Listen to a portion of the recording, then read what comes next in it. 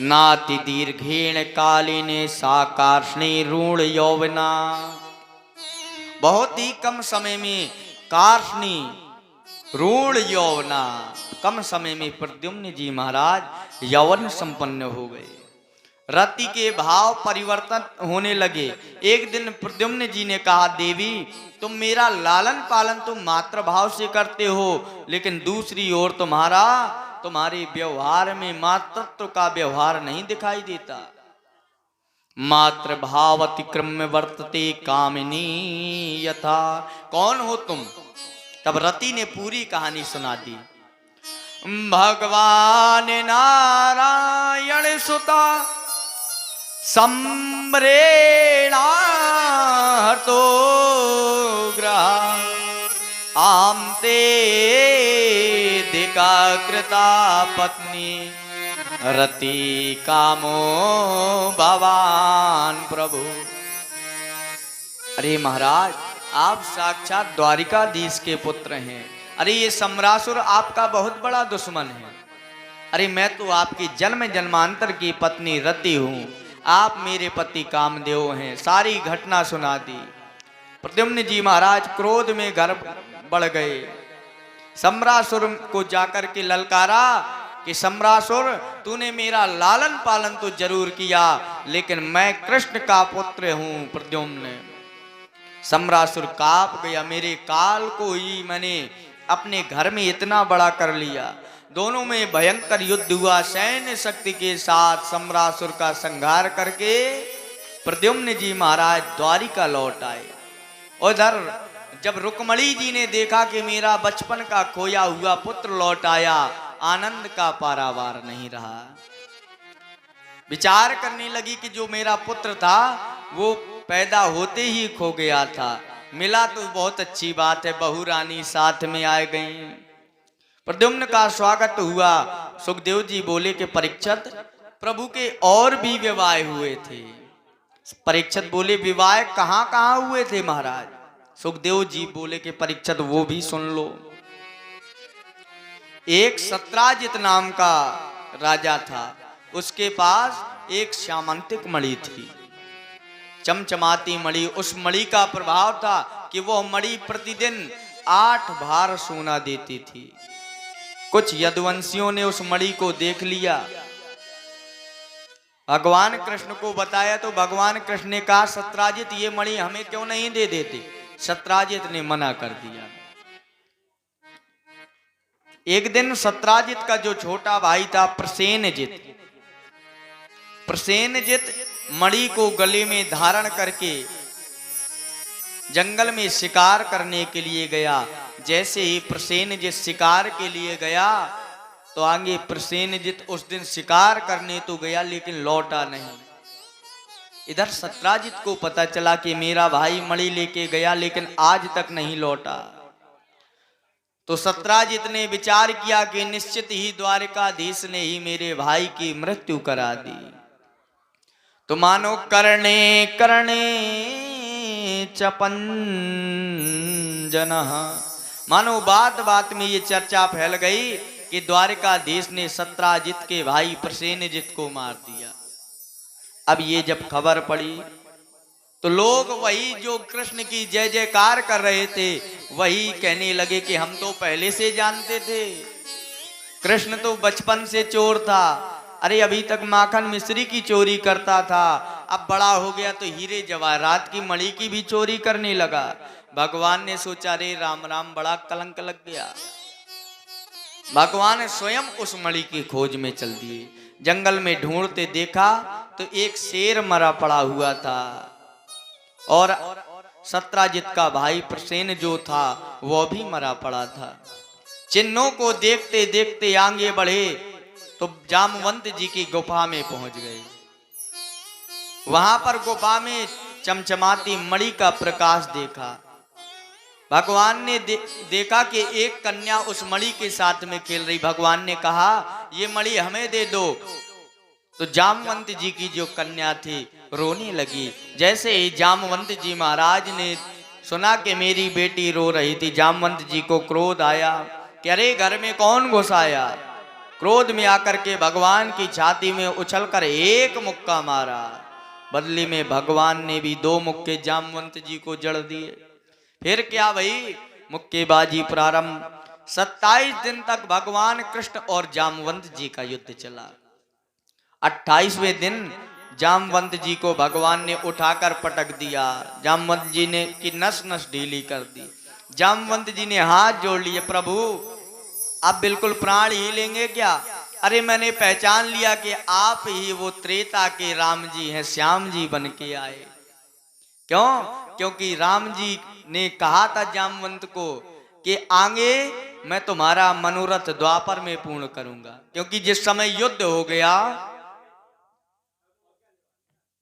जिस समय युद्ध हो गया तो उस समय जामवंत जी ने प्रभु के पास आए, प्रभु हमारी इच्छा है कि हम आपसे युद्ध कर लें, क्योंकि आपने वयोवृद्ध होने के कारण हमें राक्षसों से युद्ध नहीं ज्यादा करने दिया, केवल सलाह लेते रहे।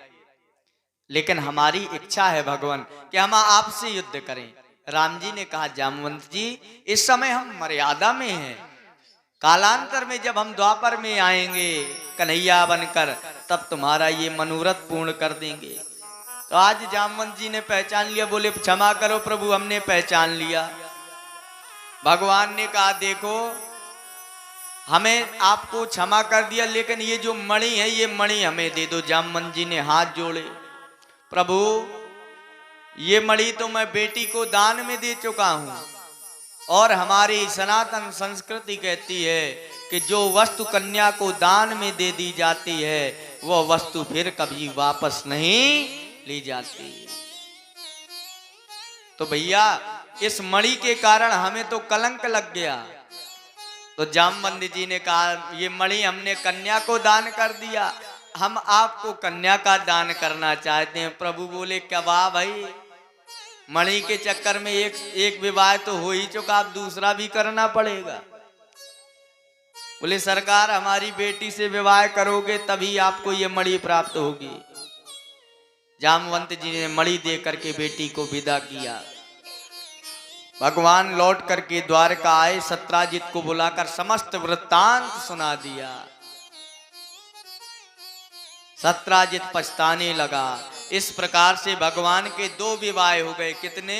2। एक हुआ था रुक्मणी जी के साथ, दूसरा हो गया जामवंती मैया के साथ। सत्राजित को जैसे ही मणि दी तो वही जो नगर के वासी थे, प्रजावासी, जो कह रहे थे भगवान कृष्ण चोर हैं, हवा बदल गई उनकी। अरे बोले, हमें पता था कि ये सत्राजित झूठा इल्जाम प्रभु पे लगा रहा है, क्योंकि जो जनता होती है ना, जनता के विचार बदलते समय नहीं लगता कि किस तरह हवा चल जाए, कब वाह वाह करने लग जाएं और कब निंदा करने लग जाएं। क्योंकि जानते हैं वाह वाह करने वाले कोई सच्चे नहीं होते हैं। वाह का उल्टा क्या होता है? हवा। तो वाह वाह करने वाले हवा की तरह होते हैं। चक्कर में मत पड़ना कि आज तुम्हारी कोई वाह वाह करने वाला सच्चा है। अरे वाह वाह करने वाले हवा की तरह चले जाते हैं। आज आपकी वाह वाह कल दूसरे की होगी। यही स्थिति आई।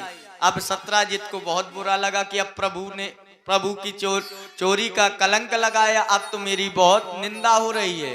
भगवान के यहाँ हाथ जोड़ा, बोले प्रभु समाज में मुझे बड़ी अपमानित होना पड़ रहा है। तो कब बोले क्या करें, लज्जित हो गया। बोले महाराज अब तो केवल एक उपाय है, मेरी एक बेटी है सत्यभामा, उससे विवाह कर लो। अगर आप हमारे दामाद बन जाएंगे तो ये संसार कुछ नहीं हमें कहेगा। भगवान ने कहा, भैया तुम्हारे कलंक को मिटाने के लिए हमें दामाद बनाओगे? बोले अगर मंत्री जी किसी के दामाद हो तो फिर छोटे मोटे अधिकारी कुछ नहीं बोलते हैं। अच्छा इतनी बड़ी बात है, चलो विवाह हो गया। भगवान का तीसरा विवाह सत्यभामा मैया के साथ हो गया। बोलिए द्वारिकाधीश भगवान की। लेकिन भगवान ने कहा, देखो सत्राजित जी, लोग अभी भी कुछ कहेंगे। बोले क्या कहेंगे? बोले अब लोग ये कहेंगे कि देखो कृष्ण ने मणि के चक्कर में सत्राजित की बेटी से विवाह कर लिया। क्योंकि बड़ी समस्या है समाज में। तो सत्राजित बोला मेरी बेटी से विवाह कर लीजिए, मणि मेरे पास ही रहेगी, और जो मणि 8 बार सोना प्रतिदिन देती है वह सोना मैं आपके पास पहुंचाता जाऊंगा। भगवान बोले ठीक है, मणि आपके घर में रहेगी, लेकिन उसका सोना हमारे पास आना चाहिए, समय पर भेजते रहिए। भगवान के इस प्रकार से 3 विवाह हो गए, रुक्मणी जी के साथ, जामवंती मैया के साथ, और किसके साथ? कथा सुन रहे हो कि ऐसे बैठे हो? सत्यभामा जी के साथ। हम भी भूल जाते हैं ना, तो आप लोगों का सहयोग चाहिए। आगे एक बार भगवान पांडवों से मिलने के लिए द्वारिका से दिल्ली पधारे। पहले दिल्ली का नाम था इंद्रप्रस्थ, अब जो दिल्ली है उसका नाम इंद्रप्रस्थ था। इंद्रप्रस्थ भगवान पधारे, तो दिल्ली का जब वहां पहुंचे तो पांडव जो थे वो प्रभु के बड़े आत्मीय थे, बड़ी आत्मीयता थी प्रभु पर, दिव्य स्वागत किया। एक दिन भगवान ने कहा अर्जुन चलो चल करके यमुना जी के पास में घूमें। दोनों मित्र रथ में बैठकर यमुना जी के पास घूमने गए। यमुना के तट पर एक कन्या को तपस्या करते देखा। भगवान ने कहा अर्जुन जरा पता लगाओ ना, ये कन्या कौन है, क्या कर रही है? अर्जुन ने पूछा जाकर देवी कौन? तो उस देवी ने बताया अहम देवस्य सवितार दुहिता पतिम इच्छति विष्णु वरेण्यम वरदम तपा परम संसिता। महाराज मैं सविता पुत्री सूर्य की पुत्री हूं, मेरा नाम है कालिंदी। ये आपके बगल में जो कालिंदी मैया है यही थी। द्वारकाधीश को पति के रूप में पाने के लिए मैं तपस्या कर रही हूं।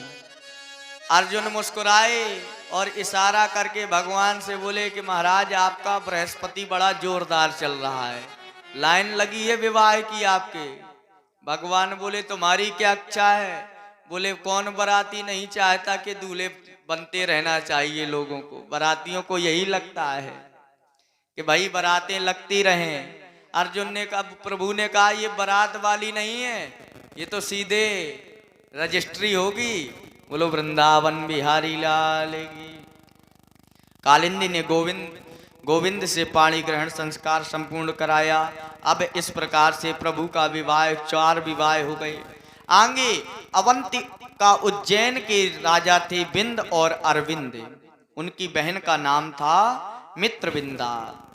लेकिन उनके जो भाई थे वो राजनैतिक लाभ प्राप्त करने के लिए अपनी बहन का विवाह दुर्योधन के साथ कराना चाहते थे, जबकि मित्रवृंदा जो थी वो प्रभु को पति मान चुकी थी। उन्हीं के नाम की माला जप रही थी।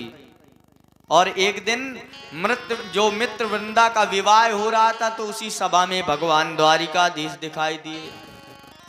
तो मित्रवृंदा ने किसी के विरोध को ना देखते हुए, विरोध की परवाह ना करते हुए सीधे द्वारकाधीश के गले में माला डाल दी।